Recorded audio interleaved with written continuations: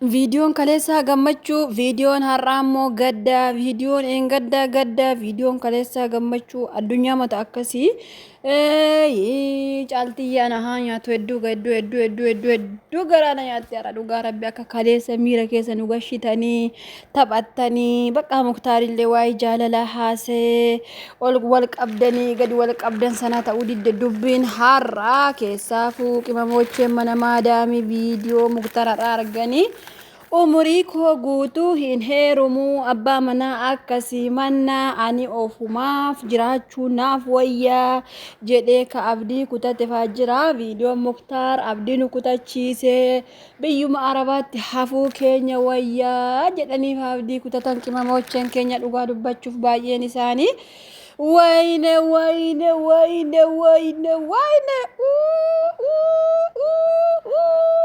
jettu caaltuun gibbichi bakka teessee dhugaa rabbi osoo anaatiin iyya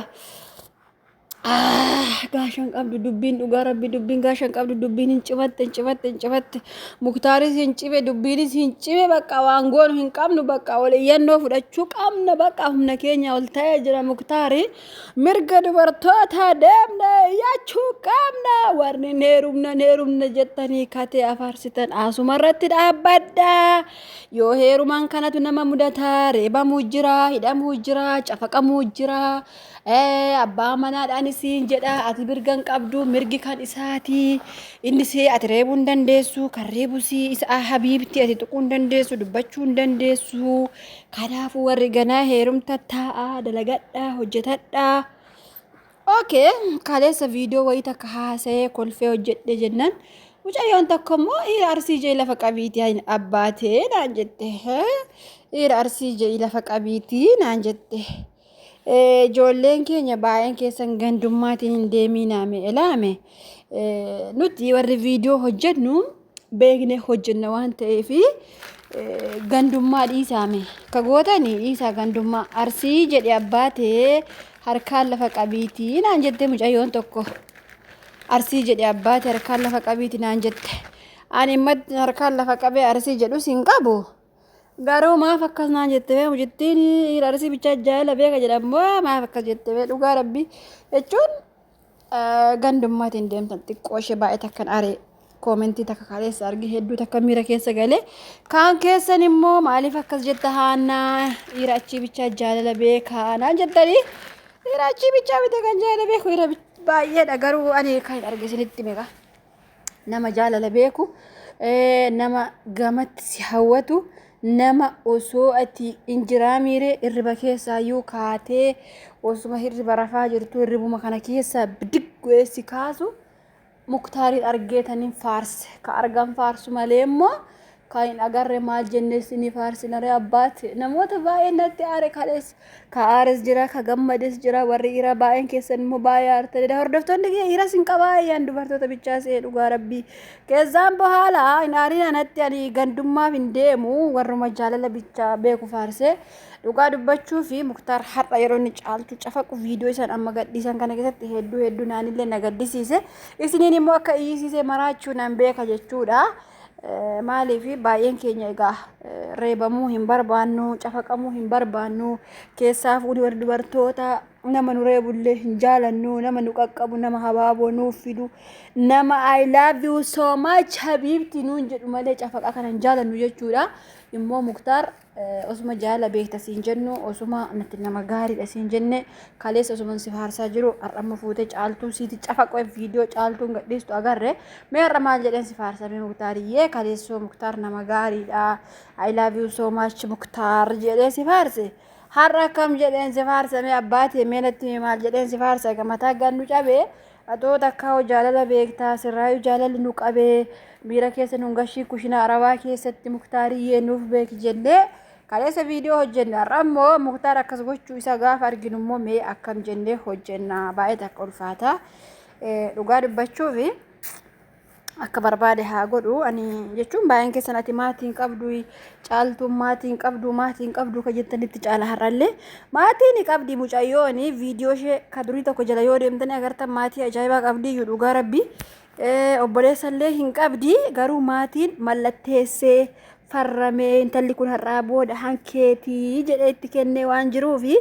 niitii isaa nama harkaa baafatee qaxaqqatuuf mirga guutuu qaba. Abbaa ta'e shaawwadamina warri caaltuu ati maatiin qabdu caaltuu ati maalidha warri jettanii shaawwadamtanii jirtanii gara sammuutti deebi'aa xiqqoo sammuu gadhiiftanii jirtanii. Intalli maatii qabdi maatiin isheellee viidiyoo hin argu siniin jechuu barbaada. Maaliif ree otoo nikaa qabduun nama bira deemte caaltuun rakkoon kanumadha. Muktaaris immoo kanumaaf reebuu jira waan ta'eef Muktaar garuu gaafa achii caaltuu gadhiise Itoophiyaa keessaa ba'uu qaba. Dhugaa rabbi firoon sun hin galaafata jechuudha. Muktaariyyee jabeessi qabadhu caaltuu kee warri koomentii waan si godhan hin qabani. Waan takka waan gadi fiddan hin qabde warri koomentii ammumaaf iyyitan malee. Amma ta'u Muktaar dhungatee irratti immoo baay'een keessa warra caaltuu jalatti kuni bineensa tasun islaamota kana I love you so much Muktaarii jettanitti dhugaa rabbi. Kanaafu haadha warraa isaati reebbatee ifatee nu ilaallatu.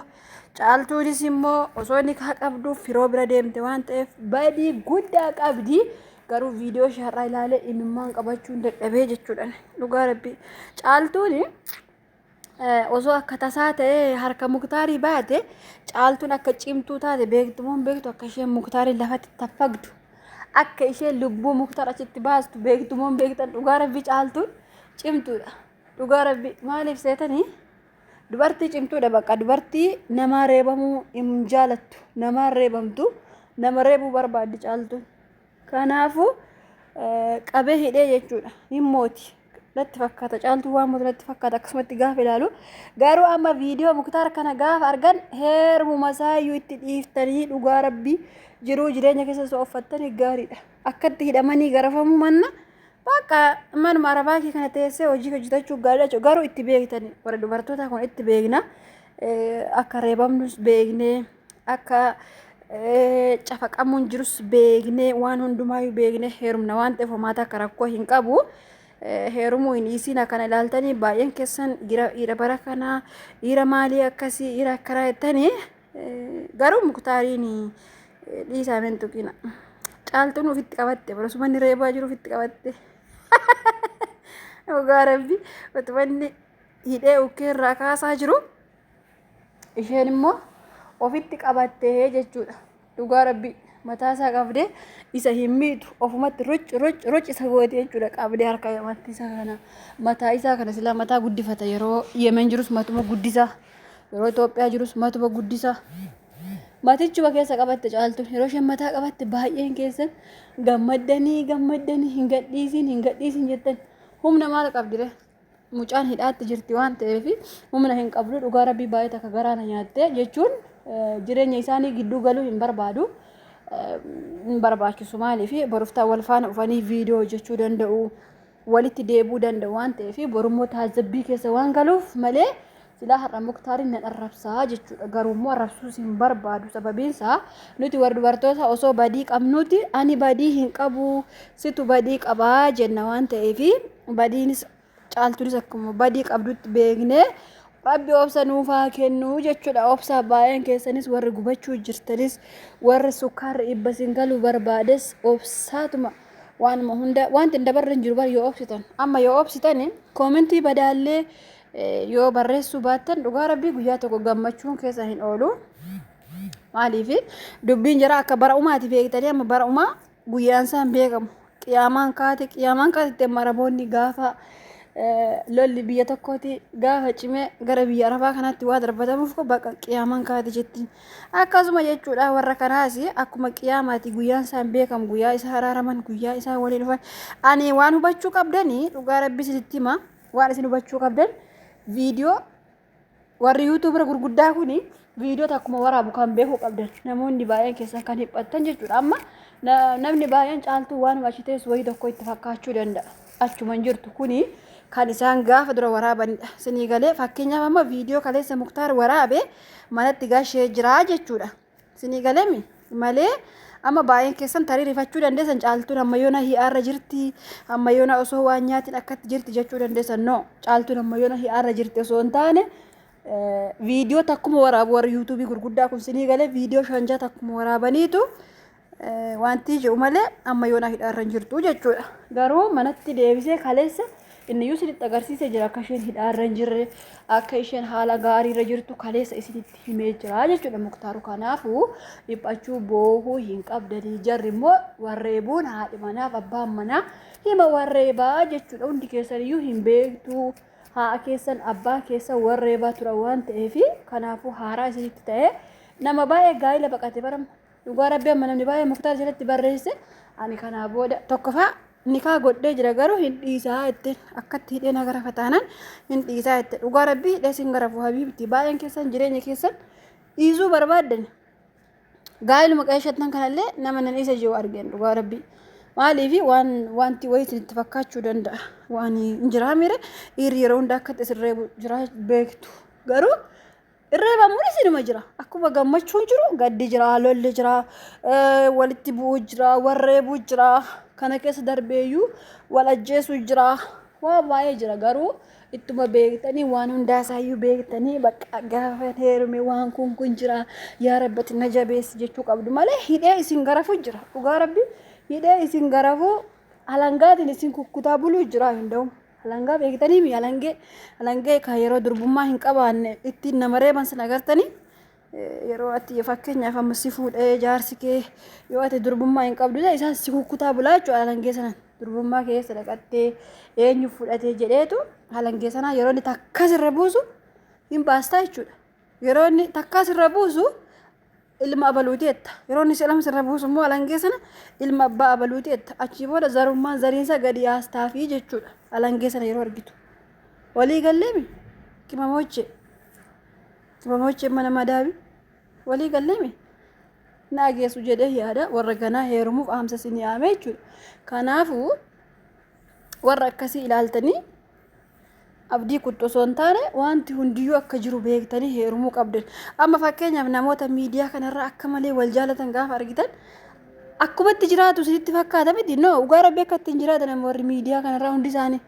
guyyaa warreeban qabu guyyaa wal oodanii bulan qabu guyyaa wal tuman qabu guyyaa wal ajjeesan gaanitti qabu. Kanaafuu akkuma gaddi jiru gammachuun jira akkuma gammachuun jiru gaddi jira waan ta'eef reebamuun xafaxafamuun cafacafamuun dhiiga ofirra yaasuun jira waan ta'eef kanammoo isin ofitti amanee heerumaa jechuudha malee yeroo hundaa gammachuun jiraadha abbaa manaa koo nan kabalu abbaan manaa koo akkasii abbaan manaa koo garraamiidha abbaa manaa akkasii rabbi siniifaa kennu warri jedhama miidiyaa kanarra deemanii dhugaa rabbii hin kijibu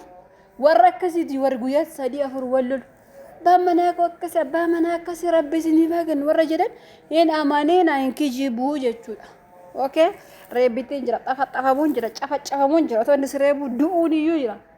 sitti badubbii dhugaa rabbii soba. Kanaafuu ani heeru margi Muktaarii ani heeru margi caaltuuti dhiira bara kana warri jettanii dhiira bara kanaa hin jedhiina dubartii bara kanaallee jedha siigalee nikaa abbaa manaa kee baattee manaa bahuun salphina nikaa abbaa manaa kee baattee dhiira biraa waliin deemuun salphina. Okay faatoche kanaafuu abdiin kutatina baay'een keessan abdii kutachuu jirtanii kimamocheeti ya abdiin kutatina heeruma dhugaa rabbii heeruma oomaanto yoo sirreebellee yoo isin hidhellee waan takka isin dhukkubu saba isin dhukkubu dhugaa rabbii amma caaltuuti waan kubboo isin itti fakkaatamu yeroo Muktaarii dhee akkanatti ishee dhukkubu bar dhugaa rabbii waan takka nama hin dhukkubu isin jechuu barbaada. Egaa caaltuu irraa tarii maa haasa'uu diddee maa caaltuu arrabsuu diddee maa Muktaar arrabsuu diddee jechuu dandeessanii an jara arrabsuu hin barbaadu jarallee arrabsuu hin dhufne sababiin isaa isaantu haadha manaaf abbaa manaati isaantu galgala kana waliin kubbaa miilaa taphachaa bulaa isaantu yoona kubbaa waliin taphachaa oolaa. Kanaafuu warra sireerra ciisee yookaas immoo borga nama walitti deebi'uu gidduu galuun nooriidha safuudha koomentiitiillee of eeggadhaa of kabajaa isin jechuu barbaadani akka nama guddaa tokkotti akka haadha keessanii tokkotti isin gorsadha yaa ijoollee koo. Kanaafuu jajjabaadhaa warri harkaan lafa qabii arsii jettanillee hin jedha qaame ol ka'ee lafa qabii arsii jedhaayu bakka viidiyoo isinii waraabu wayyuure yeroo lafa qabii arsii jedhu gandummaatti hin deemina ijoollee keenya nuti Oromoodha waan ta'eef gandummaatti hin deemina. Amma anaa guyyaa tokko biyya himatu ageessanii beektani sagalee makootii yoo na bartan malee biyya koo himachuun barbaadu. biyya koollee amantii koollee ni madhuu jechuudha dhugaa rabbi maaliif namni bara kanaa gandummaatiin deema oromummaa dhiistanii gandummaatiin eegaltan dhugaa rabbi yennaa dhugaa rabbi walitti isaan araarsu koomentii isaan walitti deebisuu danda'u walitti isaan araarsuu danda'u babarreessaa fi jajjabaadhaa abdiin kutiinaa warri heerumutti qaltaa illee sodaatinaa turtii gaarii baay'ee